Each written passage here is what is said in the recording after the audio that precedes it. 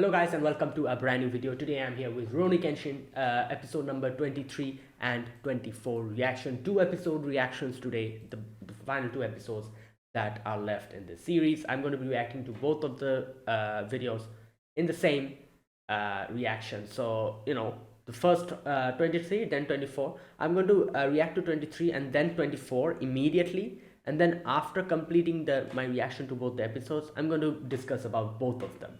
So instead of doing like reaction, discussion, I'm going to do reaction, then both the discussions. That's how I'm going to do it. So yeah, let us begin then. So first, I'll be reacting to episode number 23. So yeah, let's get started. I'll be putting the subtitles and the timer here. Sync it to whichever is your preference, and let's begin. Okay, here's the countdown. 3, 2, 1, go. All right, let's see. Previous episode we saw Saito Hajime. And yeah, let's see.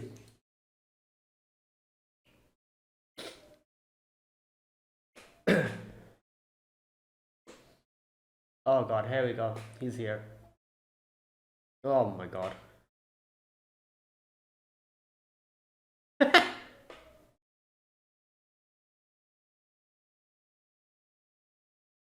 Oh god.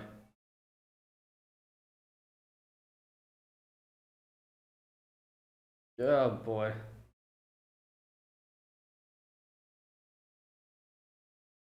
Yeah, your aura.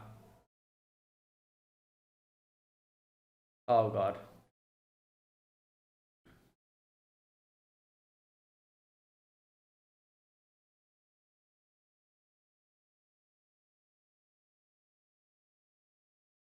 What is he trying to do? He's the one who lured Kenshin out with the other guy. But now he's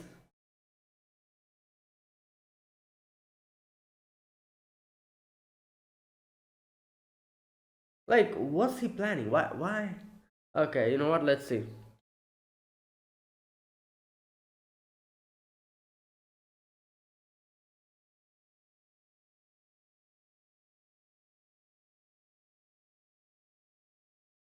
Oh.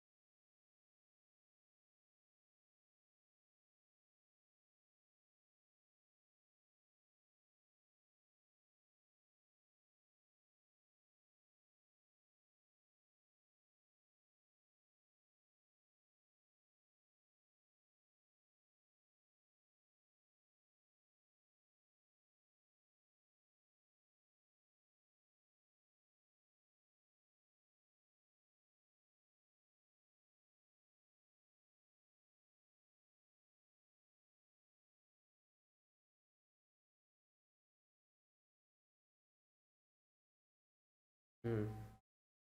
The wolf's fangs.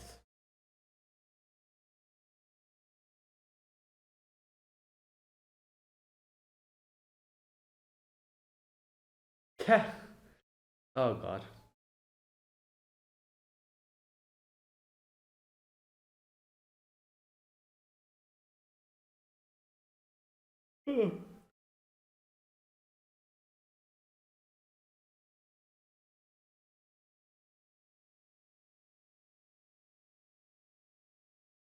Yeah. Oh boy, he's here. He's still here. What is his what is he planning? Why is he even here? Like, he's the one who lured Kenshin out and now he's here.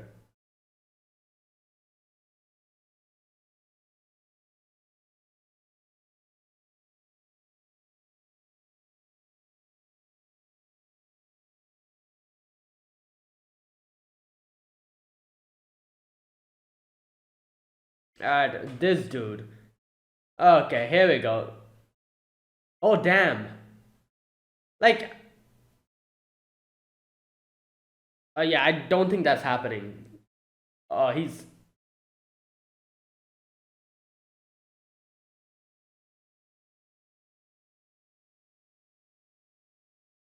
he's going to catch him off guard now.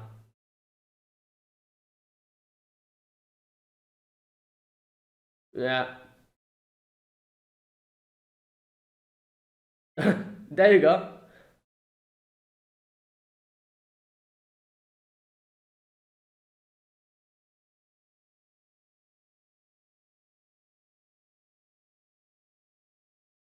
Hmm.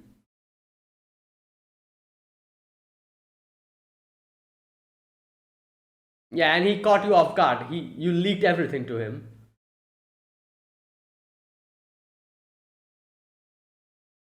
Dude, shut up.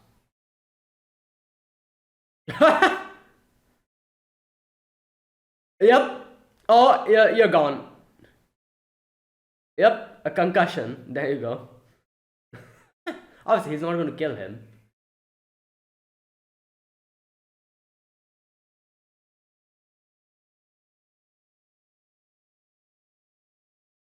He's like, where are you here? Yep. Uh, I don't understand. He. Okay, let's see.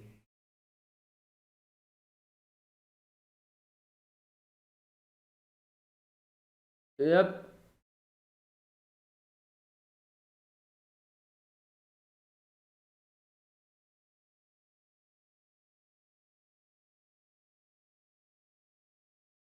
Hmm.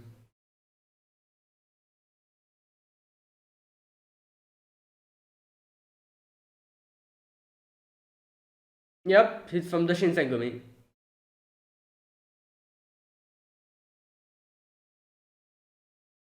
Yeah.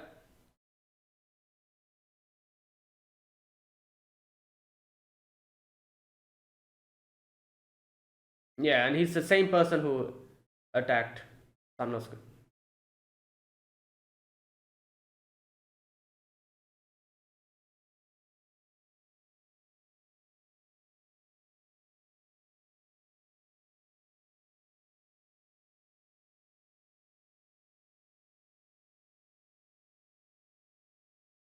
Yeah, but now he's like.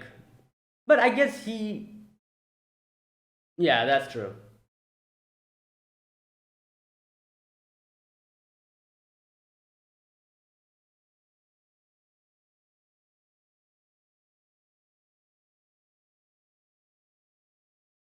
Mm. But he was patiently waiting for him here, you know.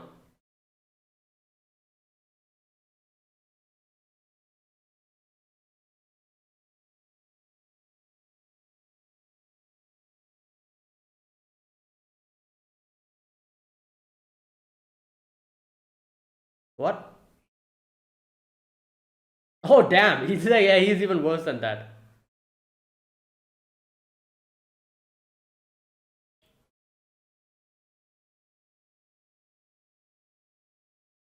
No, he did that because he was concerned about the whole situation. Okay, you are just nah.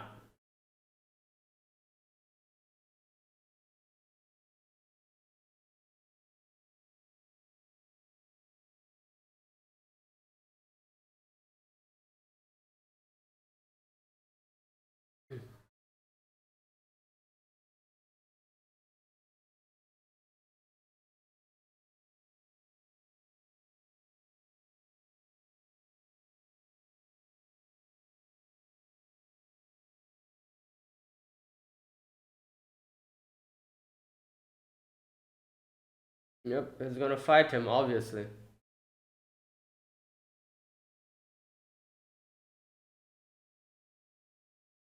Yeah, like I was saying, he did actually like patiently wait for him. That's one thing.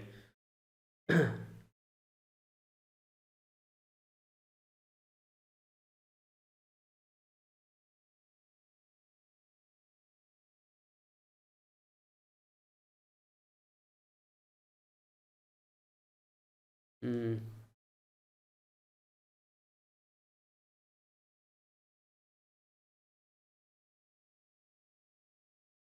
Yeah.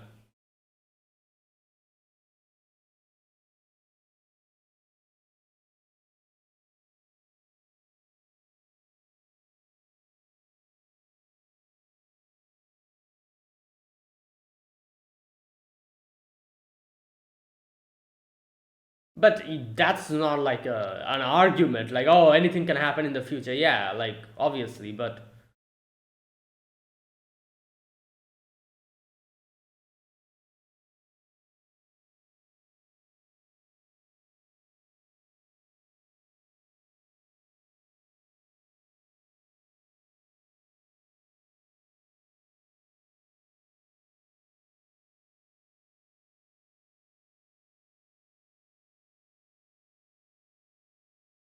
Yep, Shinsengumi.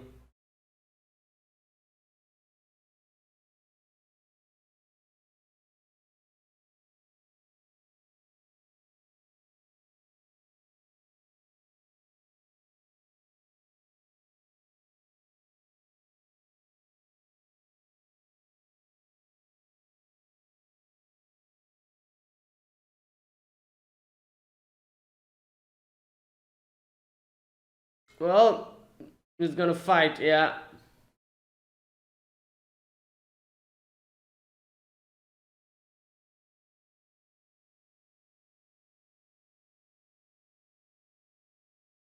Right.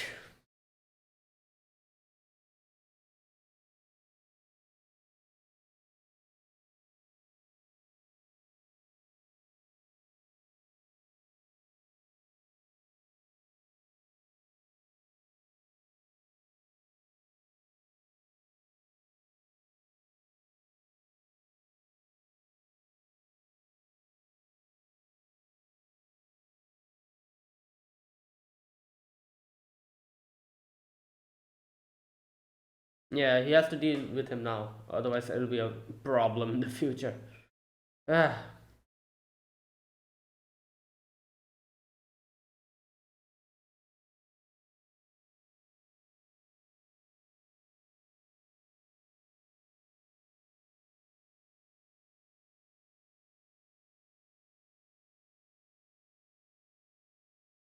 Oh wow, he's like, yeah, you first. Bruh.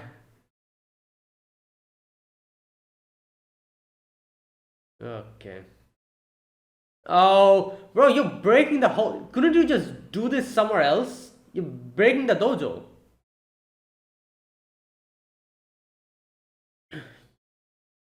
Yeah. Oh no! Whoa, whoa! I did miss the vitals. Yeah. Damn! What the hell? Yo!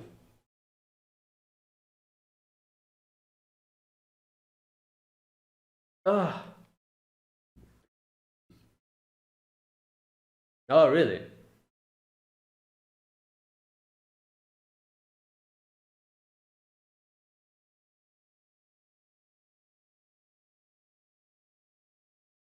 That is true. That is true.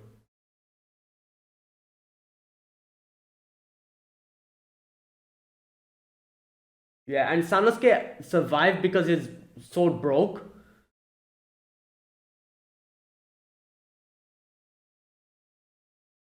Yeah, but one hit kill, basically.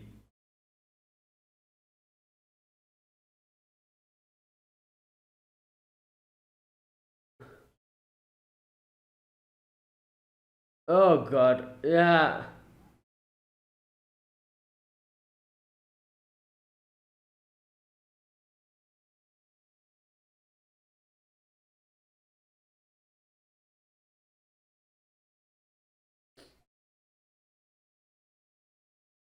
Oh boy.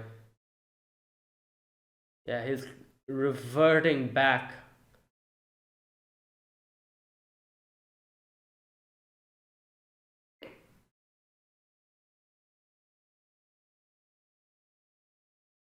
Yeah, like this is what Kaoru was saying. She said that I feel like you're gonna disappear. She didn't say that.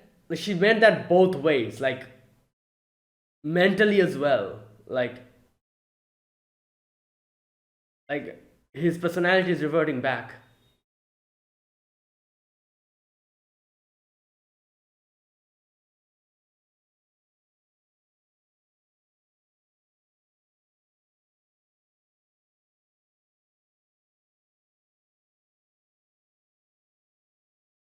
Hmm. Yeah. Damn. Ooh. Oh my god. Oh no, he just still got him.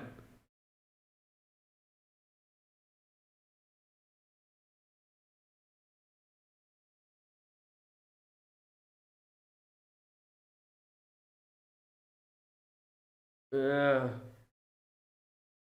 Damn, that's crazy.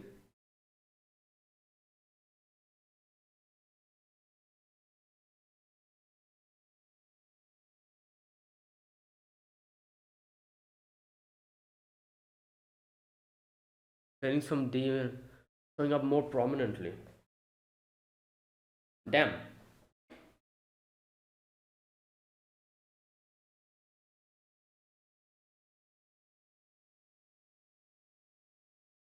Oh, he's like, I have to do it again.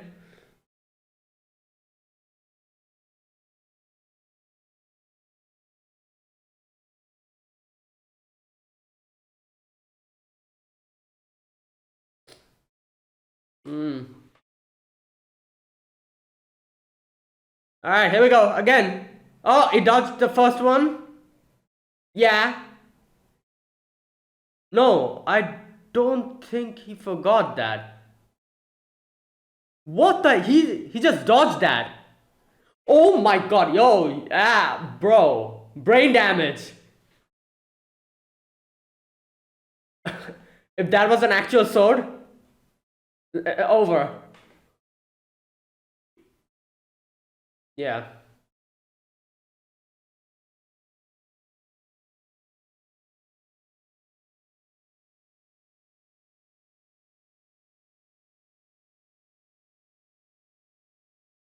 Damn. Oh boy. He would have been dead if that was a real sword. Like, it would have been over.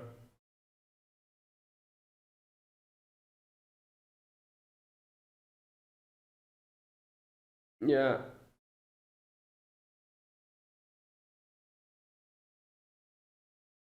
Yaika's not understanding. Like, yeah. Damn.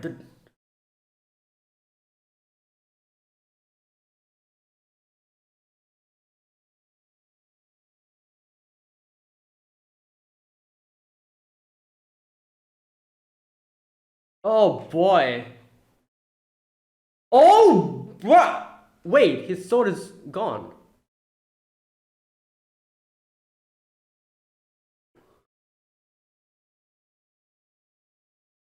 Yeah.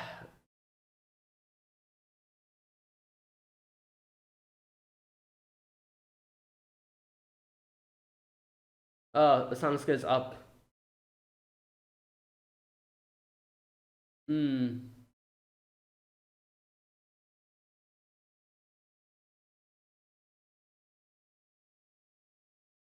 Yeah. Like, if any one of the Shinsengumi comes in now, or someone, then maybe. But other than that.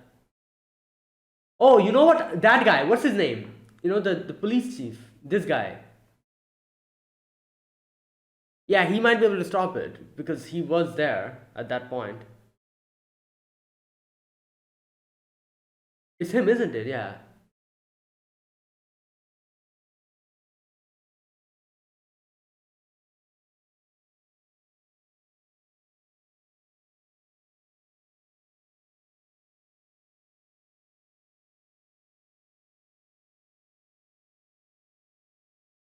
Mm.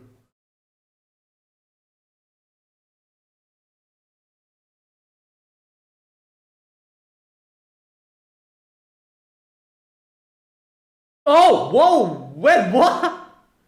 What the hell? He punched the sword. My god.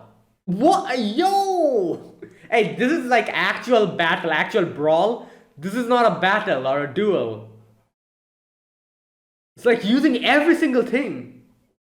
Like belt, dress.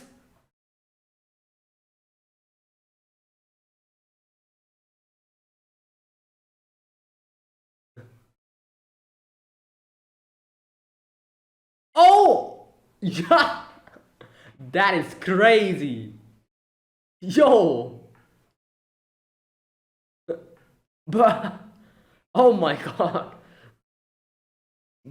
This is not a fight, this is a brawl.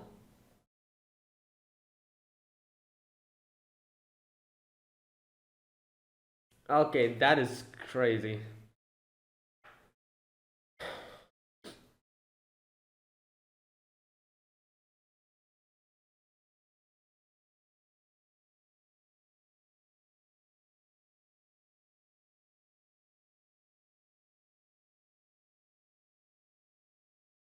Oh god. Yeah.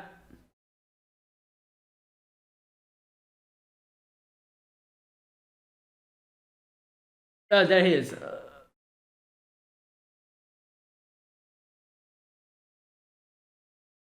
Wait. Wait, this isn't that guy. Wait, who is this? Oh, it's his uh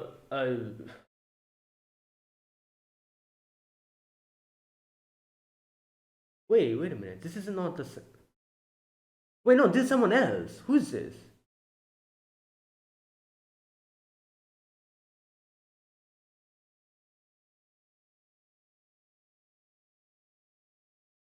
Home Minister.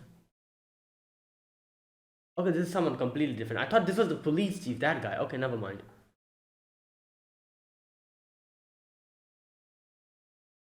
Okay, interesting. Wait, what was his name? I need to check.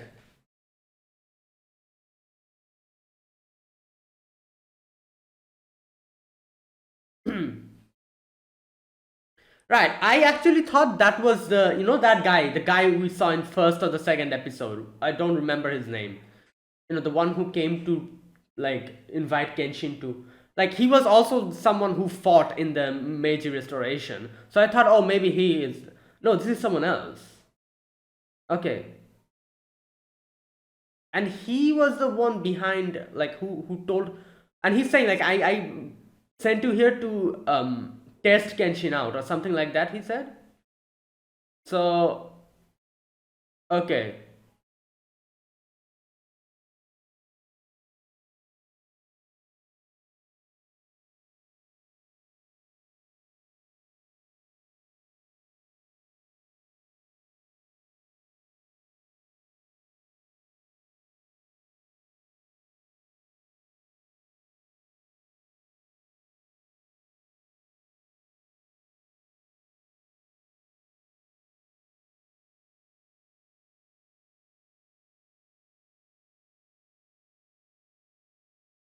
okay, is that it? Okay, wait, before I begin the next episode, I'm going to check who's this guy. Toshimichi Okubo. I'm pretty sure this is like an actual person. Toshimichi Okubo. Yep. Oh wow, he actually looks exactly like he looked in real life. Oh wow. Okay, here we go. Toshimichi Okubo was a samurai of the Satsuma domain and joined the movement to overthrow the ruling Tokugawa shogunate during the Bakumatsu period. Upon the founding of the new empire of Japan, Okubo became the leading member of the Meiji Restoration and prominent member of the Meiji oligarchy. Following his return from Iwakura mission, he became the Lord of Home Affairs and used his office's authority to rapidly expand his influence within the Restoration government.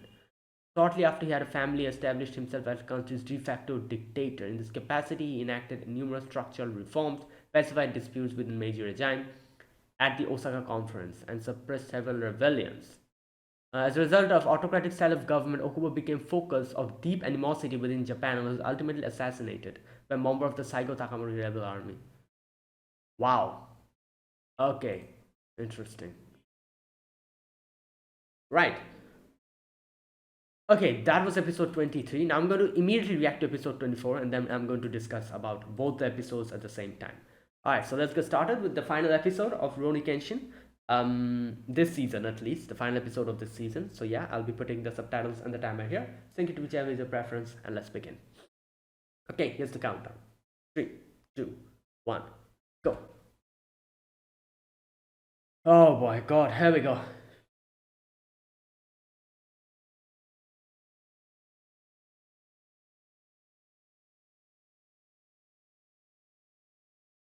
Mm.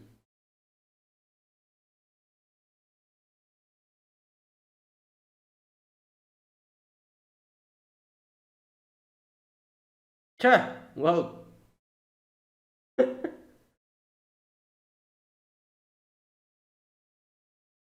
Oh wow, Kasura. Ah.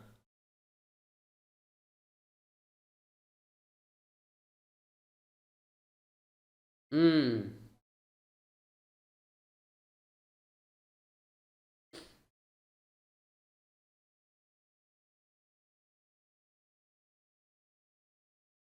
Okay, I don't even by force.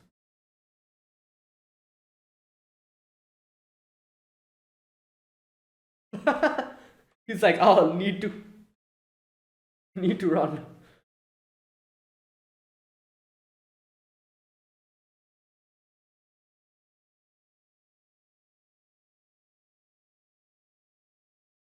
bruh. Right.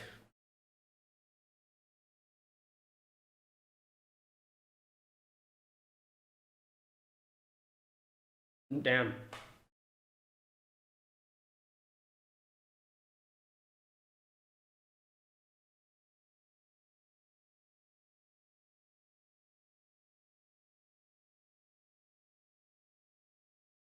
Hmm. Why?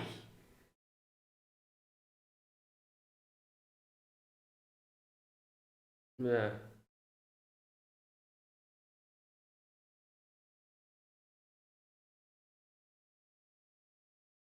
Oh, he's changed his way of speaking. Yeah, he's back to.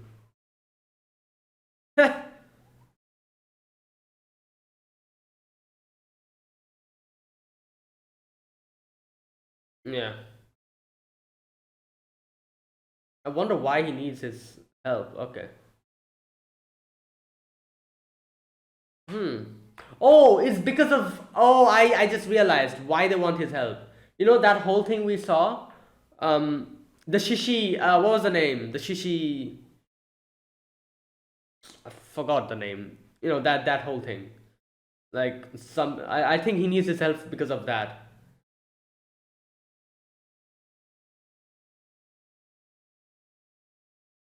Hmm.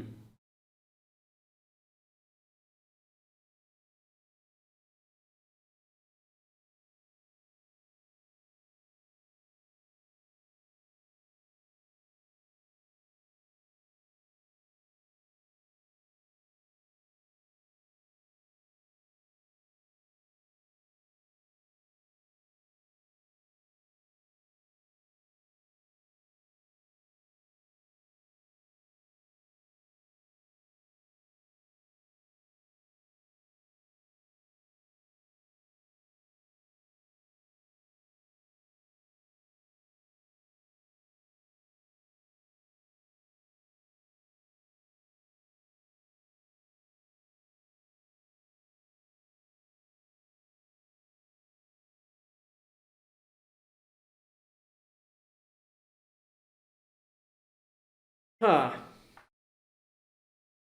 Okay. Let's see.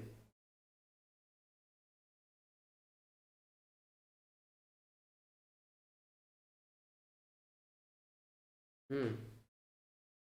Yep. Shishio. There you go. I knew that this was. They were going to talk about this.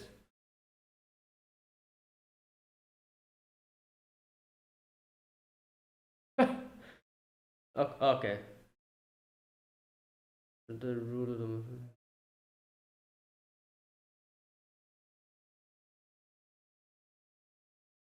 role of shadow. Okay. Oh. Whoa. Okay.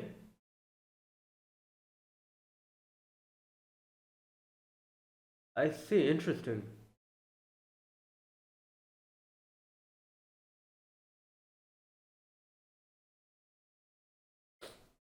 Oh, I see. So that was false. I'm guessing.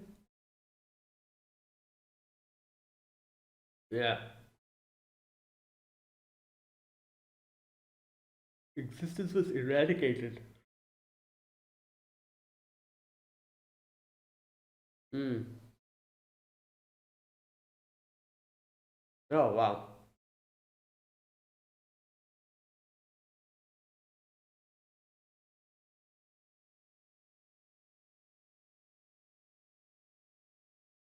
Compensable level of ambition and desire for domination.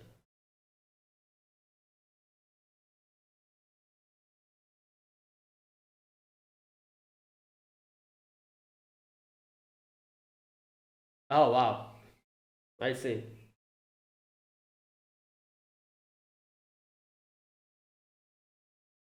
Hmm. Yeah, and that's why they eradicated his whole like. But he's not dead, I'm guessing, as you said. Oh yeah.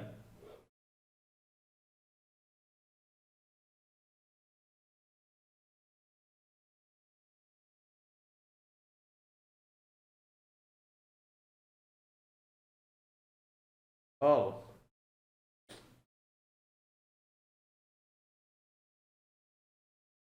Oh, okay. Damn.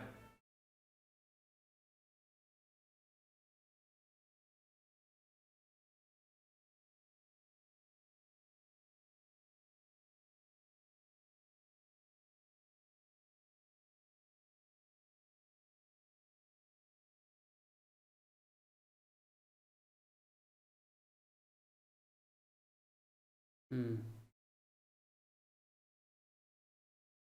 Bro, not.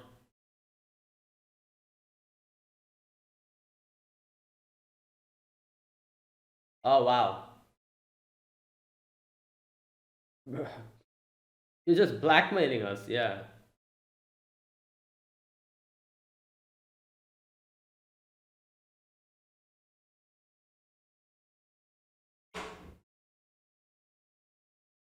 Yeah.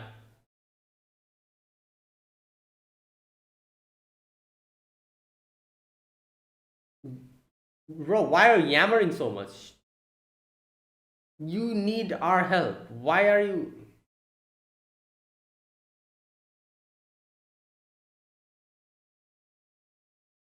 Bro! Why? Oh god.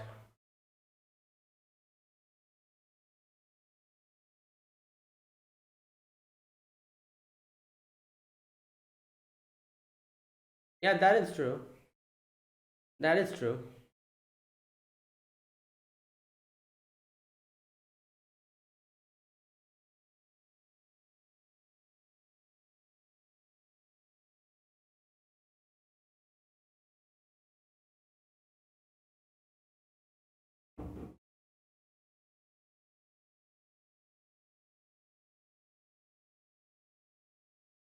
Hmm. Oh my god. Yeah.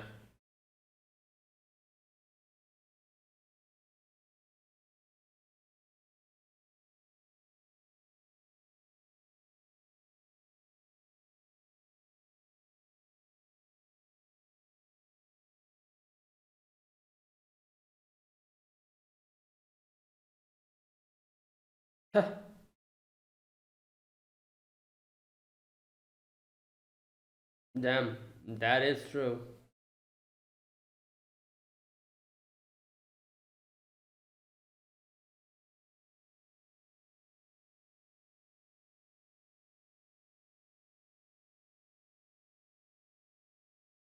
This guy is like, yeah, we have got involved in a. There we go. He's here.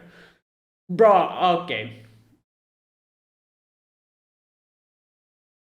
You hired the wrong person. Oh boy.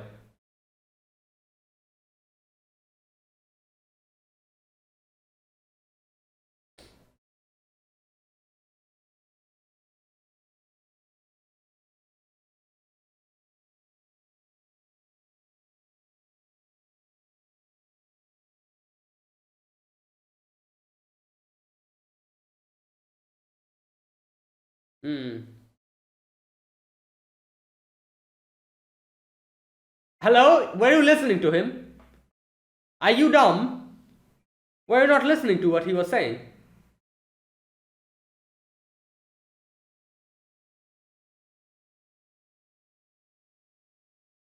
Hmm.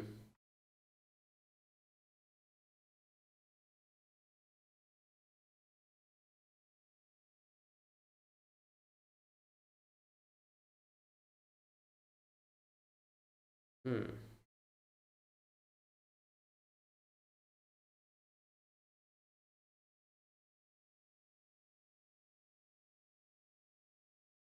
May 14th, here we go.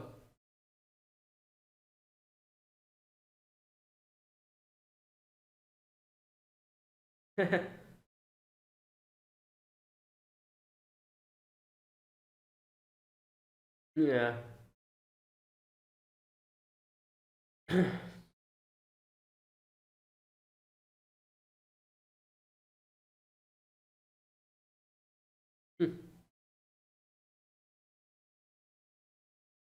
Yeah.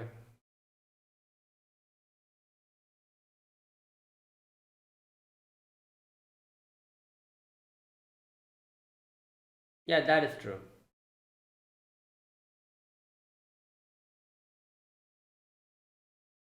Yeah, but. Hmm.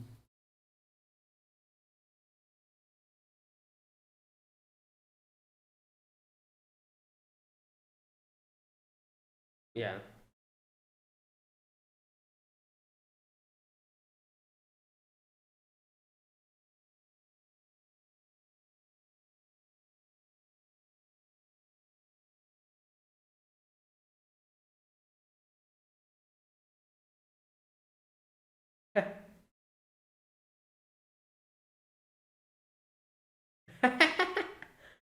Yeah. Because four people were talking about him. Oh, Lord. Yep. I think he's going to refuse them, but at the same time, I don't know. I feel like. Or, I don't know. Let's see.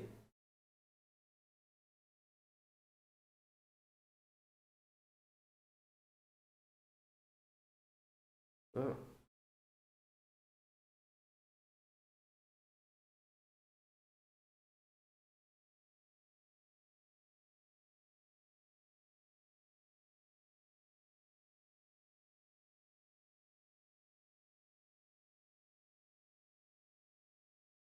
Hmm.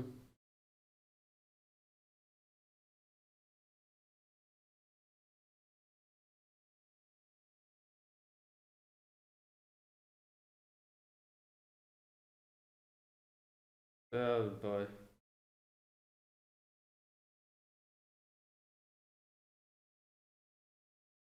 Yeah, but I feel like.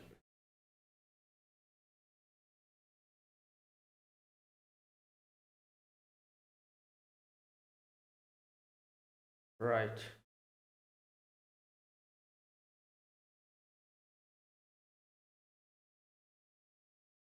Whoa, what the? Who was that?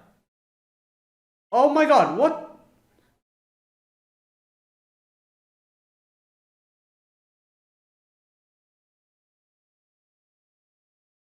Oh my god, who's this? Is he one of those people? Yeah, working for Shishio.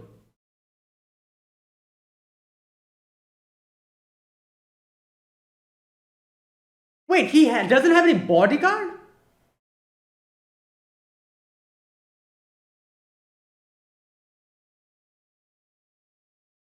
Oh,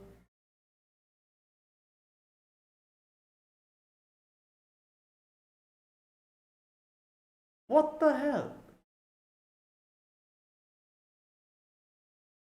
Oh my god. Now everyone's going to blame them now. They're going to, oh my god, they completely.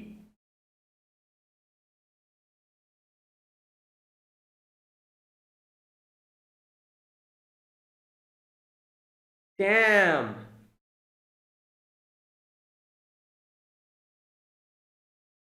And now the government won't get involved in, oh god, because there'll be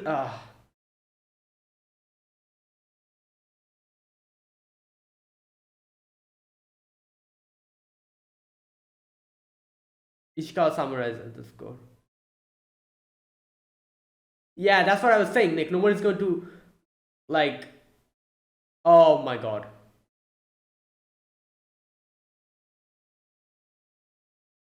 Now nobody's going to, like, the government won't really, oh boy.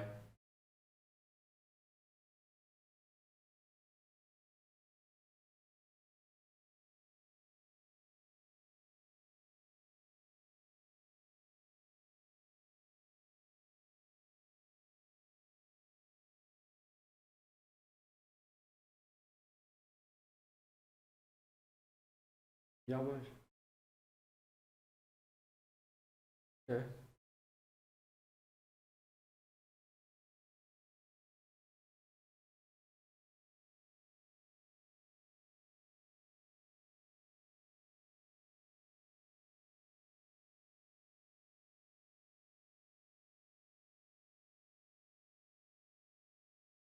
The foundation.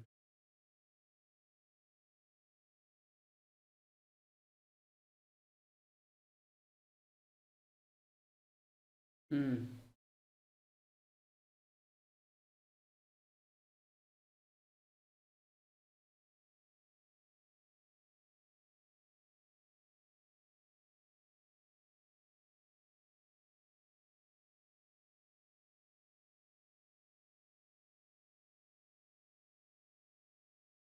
Civil government. Okay. Yeah.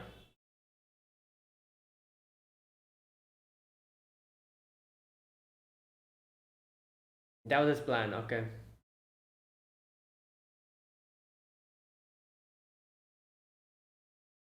Yeah.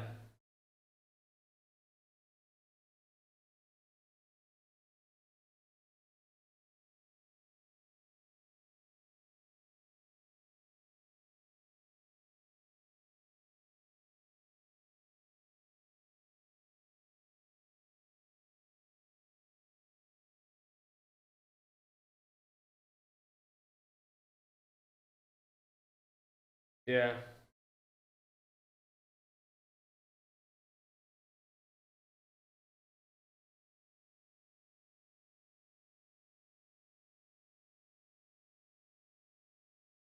Yeah.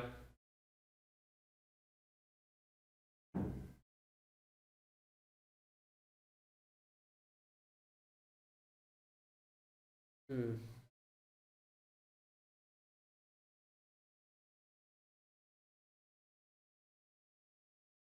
Oh no, what's happening here?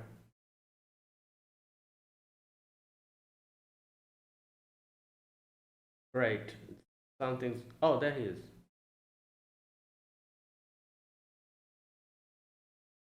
Is he going to be like, oh, I need to go and.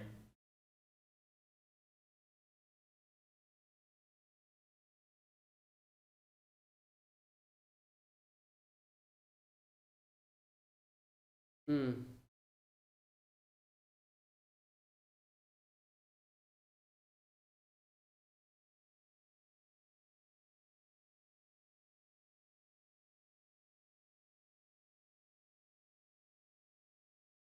Hmm. Well, I guess that.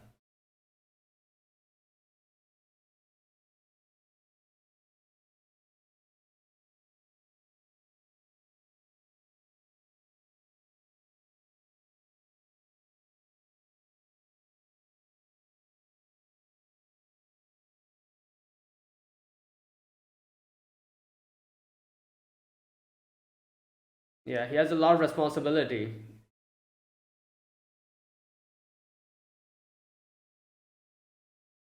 There resides in here.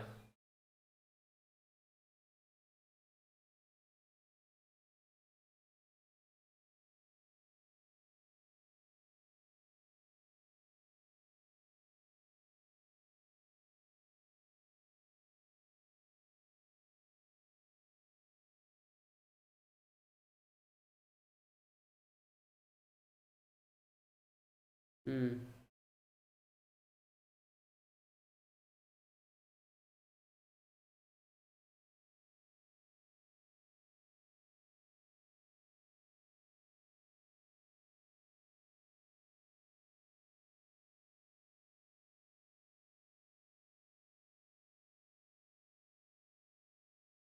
Mm.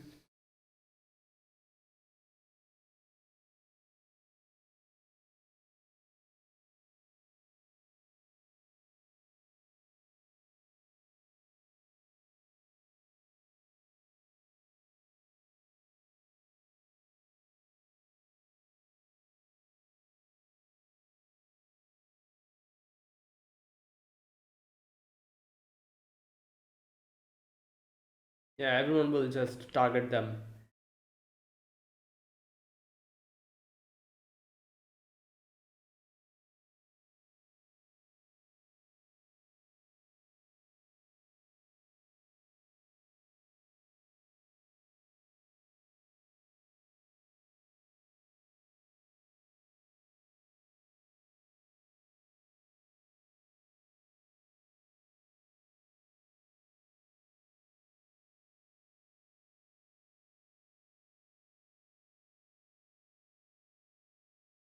Ah,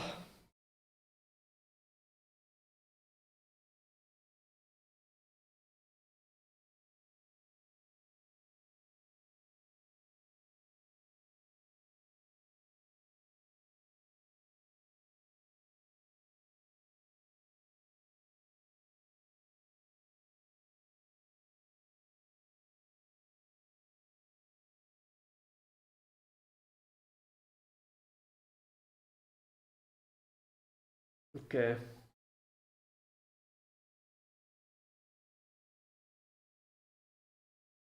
Okay, what are these? Are these like sneak peeks for? Yeah, these are the sneak peeks for next season, I'm guessing.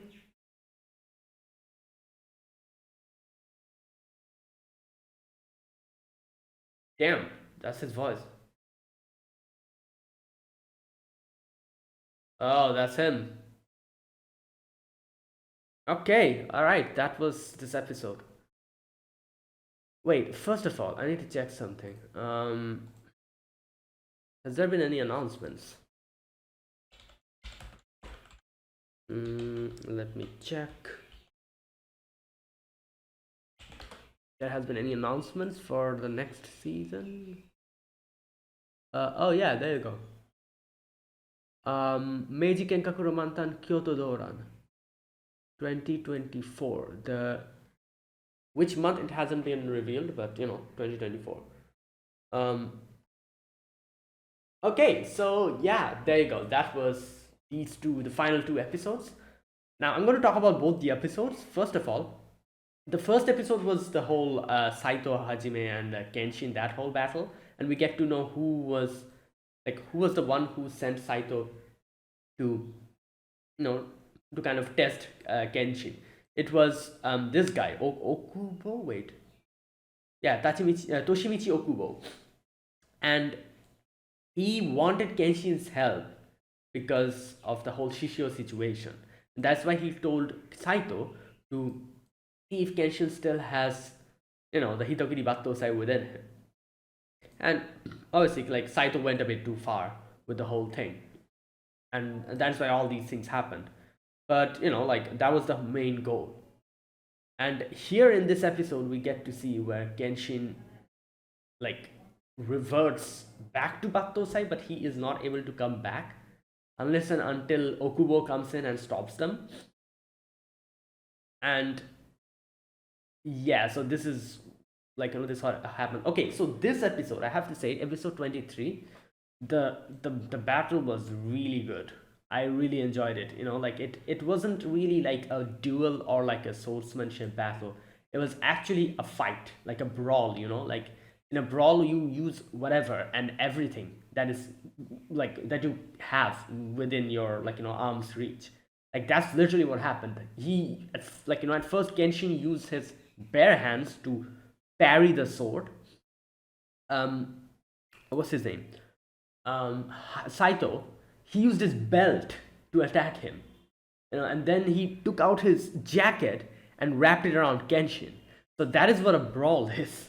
And then that part, Kenshin, where like the sword, the scabbard that was in his waist, he that was crazy. He did it like he kind of pushed it like that, and it whacked into Saito's head.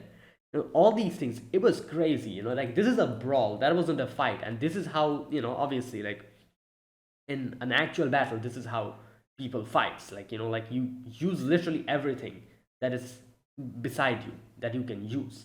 That is a fight. Like, and there's no rules, there's no regulations. You can punch, you can claw, you can, I don't know, like poke out the other person's eyes. All these things. Like that's like a fight, like an actual fight. And that's what we saw here. That is how like Genshin and Shinsengumi fought back in the day. Because yeah, that's how it is. It's like there's no rules and regulations in an actual battlefield. Obviously, if you're doing like a kendo duel, or like maybe like like a swordsmanship, fencing, there's rules and regulations. Like, oh, you should do this, you should do that, you should not use your hand, you should not punch or claw the other person. But in the battlefield, there's no rules. You're allowed to do everything and anything to save your own life and take the other person's. And that's how they fight. And the way they showed that was really well done. I really like enjoyed that battle. um However, obviously, like seeing that, like like Genshin reverted back to Hitokiri Bato side for a moment. And the main reason why he wasn't able to kill Hajime was because his sword was a Sakabato. That's it. Hajime would have died immediately when Kenshin came and whacked him in his head. His head would have gone chopped out completely at that moment. He survived because it was his sword was a Sakabato. It just made like a concussion in his head, and that's it. So that is crazy to think about. Like Saito would have been dead if he used an actual sword. And the thing is, Saito was using an actual sword. So in that way, I feel like Kenshin won that battle. It's clear, like clearly Kenshin won that battle, fair and square. Like just like the fact that he was using a Sakabato, and like that one shot would have ended Saito if that wasn't a Sakabato, while Saito was using a sword from the beginning. And like, so yeah, like clearly I'm pretty sure like Kenshin won that. However, in the end, it kind of got interrupted, and Okubo comes in, and Okubo's like, stop it, like, and I sent you here to like take like to see like whether Kenshin is the previous Kenshin or not. I didn't let you come here to kill each other. And yeah, that whole thing. um and the whole like Akamatsu, I think that was his name, him and that other guy, that whole thing was like a very like minuscule thing. Like that was just like they were basically nothing in this whole scheme of things. Like Saito merely used them to like like to lure out Kenshin. That's what he did. And yeah. So a few things I have to like talk about in episode 23. First of all, as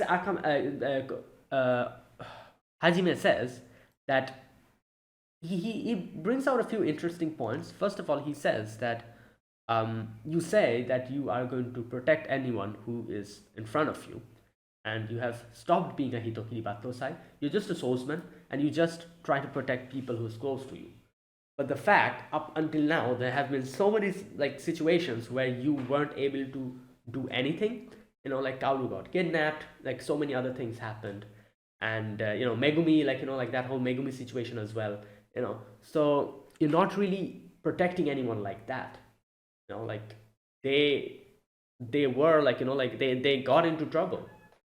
So yeah, like you're not doing what you said you're doing. Yaiko also counters it and says that, but nobody was dead. Like he did ended up saving us all by the end of it. However, like the interesting thing that Saito brings out here is that, like, yeah, but you see this current situation, you say that you are protecting them. However, the fact that I came here, sat here for at least like half a day, waiting for you to come, that in itself shows that if I actually wanted, I could have killed each and every one of them. This shows that like it would have been over if I had the intentions of harming Kaoru or anyone else here. You would come here and you would see the whole dojo, like everyone is dead. But obviously that wasn't my intention. That's why I didn't do anything. However, by the mere fact that I'm here sitting waiting for you for half a day shows that in no way would have been able to protect them if my intentions were something else. Which is true.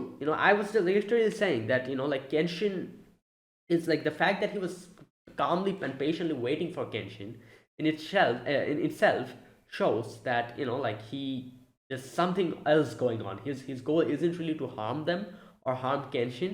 Something else is happening because I was so confused. I was like, wait a minute, he used Akamatsu to lure Kenshin out, and then he's here sitting down doing nothing. I genuinely thought he was going to, like, I don't know, like harm like Kaoru, or like like do something to the dojo or something like that. I thought he was going to do, but the fact that he just came here and just waited, I was genuinely confused. I was like, what's happening? Why? Like, what's the point of luring Kenshin out if his like goal was to come here and sit and wait for him? And it gets answered by the end of it, like I said, and like we get to know, like he says like his intention wasn't any of that, and we know that Okubo hired him, or like told him to go and test Kenshin. So his goal wasn't really to harm them, but to come and see if Kenshin is still Kenshin, and that's what he did, and that's why he didn't do anything. He was just waiting here. um but as he says, like like if I was an enemy, like you would have come to this place and everything would have been over, since I've been waiting here for half a day while you're not here. And that's why he said, like, how can you protect them when this happened? So all these things. Now a few other things that happens in this episode. Kenshi reverts back to Hitakuri Battosai, and you can see obviously like the change in his way of speaking when he's like Rurouni Kenshin or Himura Kenshin. He speaks with that whole like like that way of speaking, like he uses like gozaru and like that whole way of speaking. However, when he becomes Hitokiri Battosai, his talking like pattern changes completely into a more cold and ruthless way. And and he like like and that's what happens. And when he goes into that stage, oh my god, it's crazy. Like the way he dodged his swords and like whacked him in the back of his head with his sakabato, that's one. Then, and from that point onwards, you can see he and Saito Hajime is fighting, but you can clearly tell that like Kenshin is way more, I guess you could say, stronger than him. You can see that. You can literally see that, and you can understand. Like like there wasn't a single section when I saw Kenshin taking damage after that. You know, um, yeah, he was kind of like like oh no, he did get hit one time when yeah, when Hajime used his belt. But before that, when he was fighting against Hajime, you can see how crazy good he is. And then Hajime was also like, alright, you know what, I also need to go all out. And that's why he started using everything, his belt, his jacket, and everything. Like crazy. So all that happened, and then obviously Okubo comes in, and Kaoru tries to stop him. Tries and tries to grab him, but nothing went in his head. He went off trying to attack Hajime again. Um, but Okubo comes in and stops them. Obviously, like that wasn't their goal to fight Kenshin to the death. You know, he just wanted Hajime to find out if Kenshin is still Kenshin or not, because he would need his help otherwise. Um, so yeah, and it was a crazy episode. Like that was a really crazy episode, and yeah, it was just something. And like I don't know, like what can I say? Like I can see like like both like obviously Kenshin doesn't want to get back into all of these things, but we can see that he like after like Okubo's assassination, like we can see that he is being kept an eye on by Shishio. So Kenshin knows that since Shishio's men knows that he like he's here, any time they could target Kaoru and the dojo. So obviously that was why he decided to go to Kyoto, and he said that I'm going to like I don't want to involve you guys. like it's understandable, because obviously, like, what else do you do even in this situation? You know that you staying here is going to make Kaoru and everyone else the target for, Kenshin's enemies. So that's the thing. But here's also another thing. I feel like if they want to gain an upper hand on Kenshin, like there's a huge possibility that even though Kenshin has left the dojo, like Shishio's men might try to do something to Kaoru and the dojo. There's a big possibility behind it, because they know who Kenshin is, where he lived, all these things they have information on. And I'm pretty sure they also have information that, about Kaoru, about Yahiko, about the dojo, all these things. So that's why I'm like, yeah, like he obviously he decided to go and leave the dojo because he doesn't want to involve them.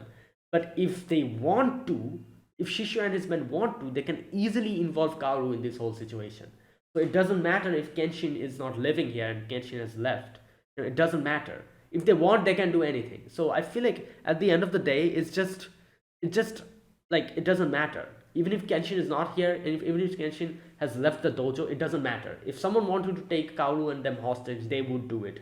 Like, either way. It doesn't matter if Kenshin is here or if he's somewhere else. So that's the thing, like I don't know. So yeah, like I feel like, you know what, let's wait for the next season. um let's see where this goes. That was episode 23, and now episode 24. Like I said, Okubo here talks to Kenshin about the whole situation, about the Shishio situation. And like the thing is, like Shishio was the Hitokiri Bato side of the shadows.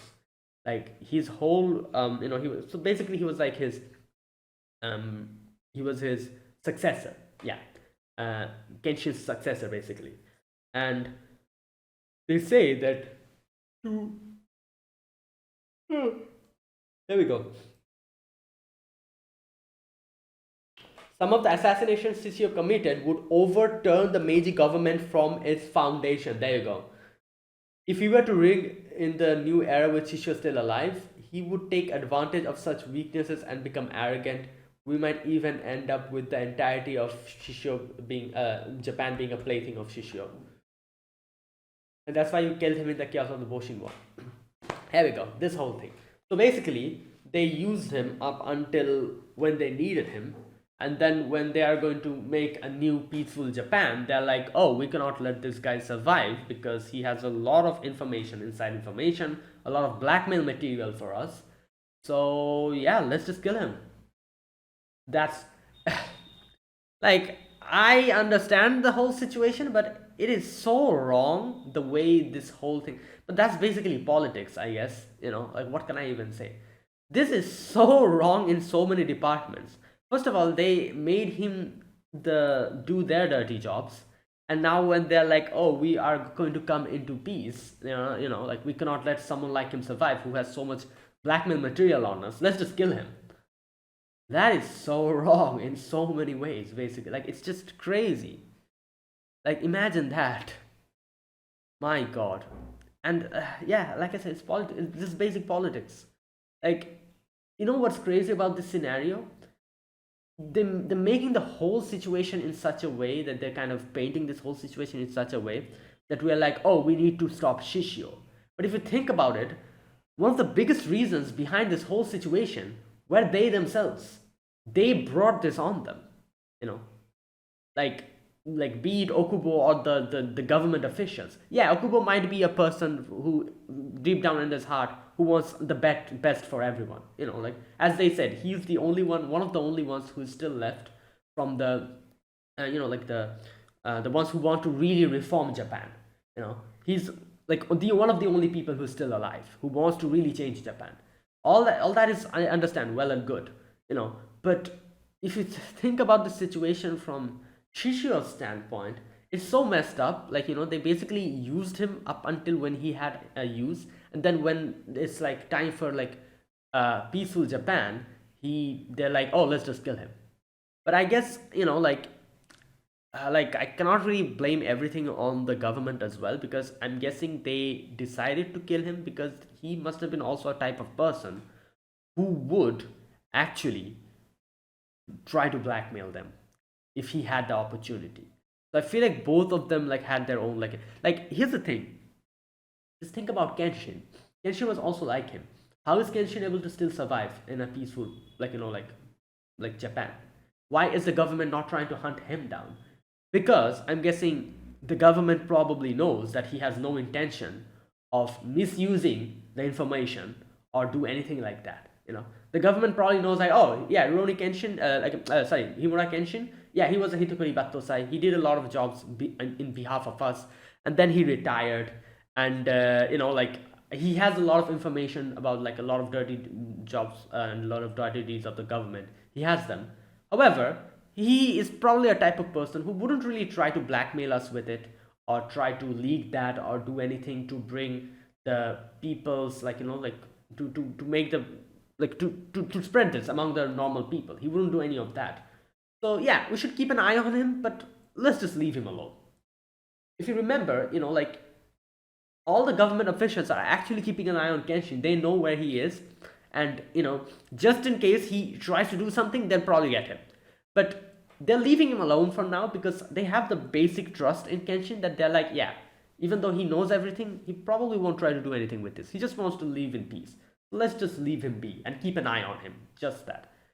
Why did they decide to kill off Shishio? I think he probably they decided, the government probably decided that yeah, this guy Shishio, he's not like Kenshin at all. If opportunity rises that he can use the secret information, all the like the information that he has on us, all the dirty jobs that we did, all those things, all the skeletons in our closet, if he has the opportunity, he'll bring them out in front of everyone and completely like turn everything into chaos. And like he might try to rule Japan like that. So he's dangerous. We need to do something about him. I'm guessing that's what happened. That is why they left Kenshin alone, because they probably thought that Kenshin wouldn't do anything. And for Shishio, I'm guessing they probably judged that no, this guy is dangerous. He is not like Kenshin. He won't just leave it alone. He'll probably try to use it for his advantage. Maybe that is why he tried to kill him. I don't know. There's a lot of things. Like I feel like there's like two sides of the coin. Yeah, the whole situation is messed up, but at the same time, why would they do that if Shishio didn't really pose as a big threat? Kenshin is still alive. They would have done the same thing for Kenshin as well. Why only Shishio? Because of that, I'm guessing. Shishio's probably the type of person who would use that to his advantage. And the government officials knew that, and that's why they decided to take him out before he can do anything like that. And that's what he says. He says that he like killed him and like kind of doused oil on him and burned him complete, but somehow he still is alive now. So there you go. Okay, another thing I need to check. Where is that part where he says that, what's his name? Okay, the one who achieved the most. No, wait, go. Let me go back. When Yahiko's like, who's this guy, Okubo? Megumi explains, alongside Takamori Saigo and Kogoro Katsura, he's the last of the great trio of the revolution who achieved the most in the major revolution. So yeah, he's like, wait, so Kogoro is dead now. So Kogoro is not alive. I see. Katsura Kogoro. Right. As she says, he's the only one left, so the other two are dead. They're not alive anymore. Okay, anyways. So yeah. So he explains everything to Kenshin, and he's like, we need your help. But obviously Kaoru's like, oh, we don't allow him to go because he wants to be a normal person. He doesn't want to fight or go back to like killing people and everything.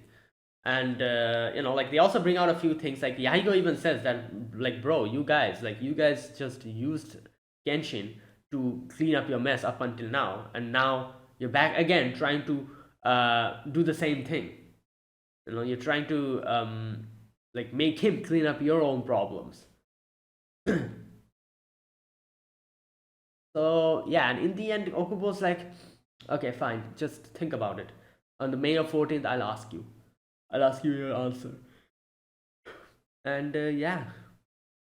And while all of this is happening, Akamatsu rushes off to tell his boss that things have gone very wrong. Like they have been involved in a situation which is something that they cannot control. And obviously, Hajime comes in and kills them both. And Hajime's like, "Yeah, you know what? You people are scum. And we are from the Shinsengumi. We kill evil. We're not going to let you survive. Someone like you, a parasite, like you, who just wants to suck the people's like everything from them. And someone like you who drowns in your own self-interest. Yeah, and he kills them obviously. Right, but all that stuff happens, and then Kenshin is thinking, what should I do? And I genuinely don't know what his answer was. He, like, I'm sure his answer changed when he got to know that Okubo has been assassinated. My guess is he probably went,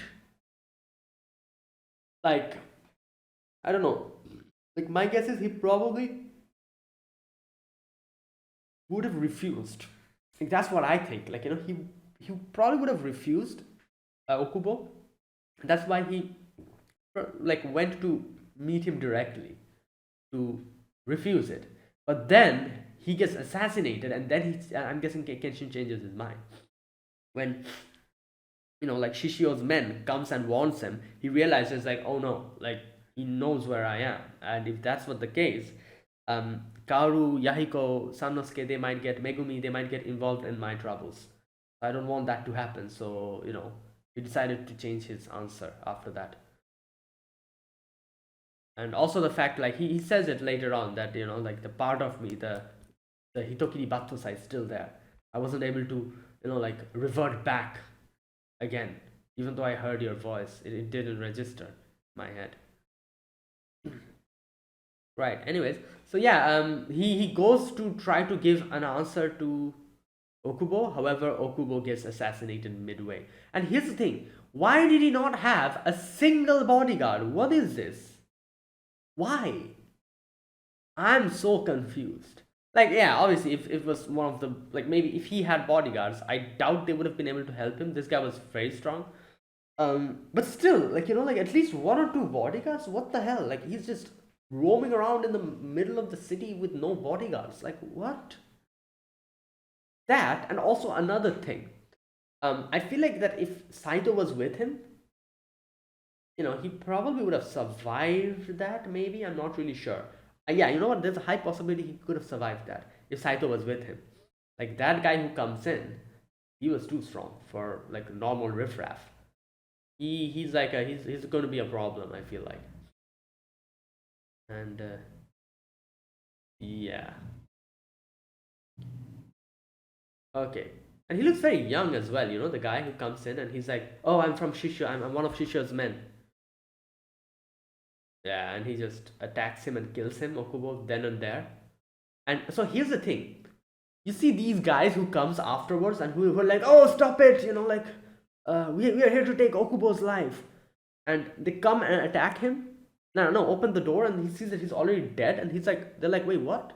And they're like, oh, like, we are the ones who did it, guys. And that whole thing. So I'm guessing Shishio's that guy. He probably somehow lured these guys in over here, probably leaked some information that, oh, Okubo will be here. So go there and deal with him. Something like that. And that's why they came here. He killed Okubo himself and just left. And now all the blame will fall on them. That's the thing. So Shishio's involvement in this will again completely be just, like, it won't be revealed that Shishio was involved in it. So that was their whole plan, and that's what happened. Also, another thing, I feel like, didn't I just read, like, Okubo was also assassinated in real life, wasn't he? Let me check. Okubo, what was his name? Okubo,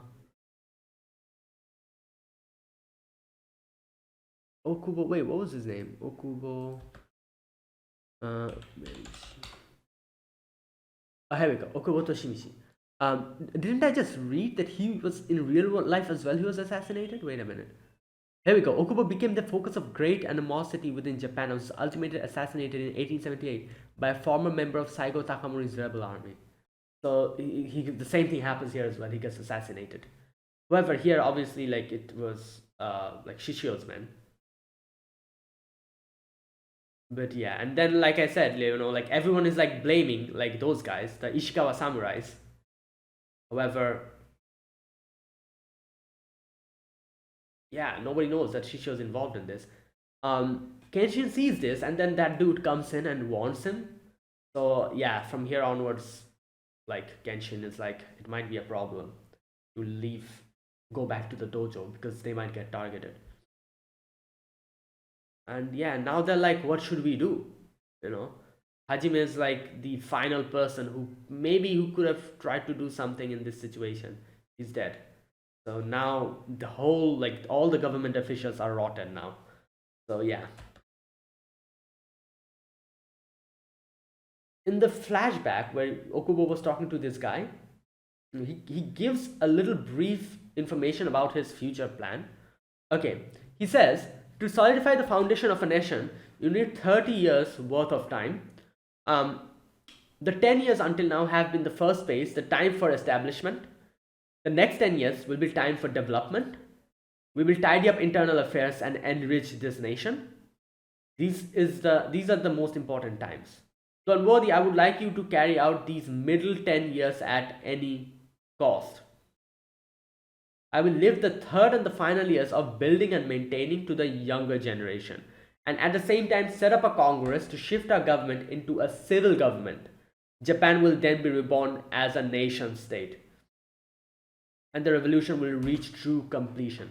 That is like a solid plan, and that's what like his goal was. Obviously, like still now everything like the whole like power is still in the like in them, in the government official. They control most of the powers. The general populace, yeah, they have power, but they do not have that like power in that sense. So that is why he's like, I'm going to make this like like the government is like, it will be a civil government. He's going to like, that is how he's going to make the revolution truly succeed. And yeah, that is how he wants to reach peace, where the people, they will be in control. And that was his goal, and obviously they need time for that. As he says, he needs 30 years for it. The first 30 years, or the first 10 years obviously went. Now the middle, we're in the middle stage, and where we're trying to like take care of the situation and like like try loose ends up. And then the final 10 years will be where we change everything completely and leave everything to the younger generation. That whole thing. And yeah, that was a true vision he had, but now he's dead. That's why Hajime says, like, like Japan will surely stray off its tracks from now on, because everyone in the government are they're just, like rotten to the core. Okay. And then obviously the final scene where Kaoru's there and Kenshin comes in and says goodbye to her. Kenshin says that, what, like I have to do something. And he says, like, like this time at least, your voice weren't able to do anything. The previous thing with Jine, when I fought him, I was doing it to like save you. And that's why when you said, like when you screamed my name, I snapped out of it. However, this time your voice didn't come to me. You know. So I know that I am like still the Hitokiri Battosai from my core. And if I stay here, I'm going to get, like involved with a lot of other things which will involve you guys as well in that. I don't want to do that. Yeah, he says goodbye. He says like thanks for like letting me stay here. I was at least for a few years I was able to get a little bit of respite. But now I have to go again. And he leaves. Right. And then obviously in the end we get a little sneak peek of Shishio. And yeah, season 2 is going to come out obviously in 2024. So let's see. Right, so that is it, guys. That is my reaction to the final 2 episodes of Rurouni Kenshin season 1. So great season. I enjoyed it. I enjoyed it thoroughly. I don't know, like obviously this like was a this the anime came out before as well, and as far as I know, the first anime, the original Rurouni Kenshin, it went in a different direction than the manga or something, as far as I know. But this one plans to go according to the manga. like Rurouni Kenshin, the original Rurouni Kenshin, obviously it's like a like it is very popular, and a lot of people loves it. So me being someone who hasn't watched that and is watching Rurouni Kenshin for the first time, me being someone like that, obviously I cannot compare this to the older one, but just looking at this version of Rurouni Kenshin, I enjoyed it. I really enjoyed it. But I'm not really sure whether the people who have watched the first Rurouni Kenshin, how they felt about this season. Let me know if you are, if you have seen the first Rurouni Kenshin. How did you like this? Was this able to like stand up to its expectations? Was this able to was this good in your opinion? That's what I'm trying to say. Me as a new watcher, obviously I'm going to enjoy it because Rurouni Kenshin, I've heard it has a great story, and I'm really enjoying it. But the big question is like people who have watched the first one, you know, were they satisfied with this? That is my question. So let me know if you're someone like that. If you have seen the first one, what are your thoughts? Were they able to keep up to its expectations, or yeah, something like that? But anyways, I myself enjoyed it quite a lot, and when season 2 will come out, obviously I'm going to react to it. So let's see when it comes out. So thanks for watching, guys. Yeah, if you guys enjoyed this video, be sure to press the like button, subscribe if you're new to the channel or you haven't subscribed, and comment down below. And yeah, so that is it. So I'll see you guys in the next video. Obviously, another new show will be replacing this. I've already made a video on that, which new shows I'll be reacting to. So yeah, see you guys and on the next anime that I'll be reacting to that will like replace this. So see you guys then. Until then, goodbye and have a nice day.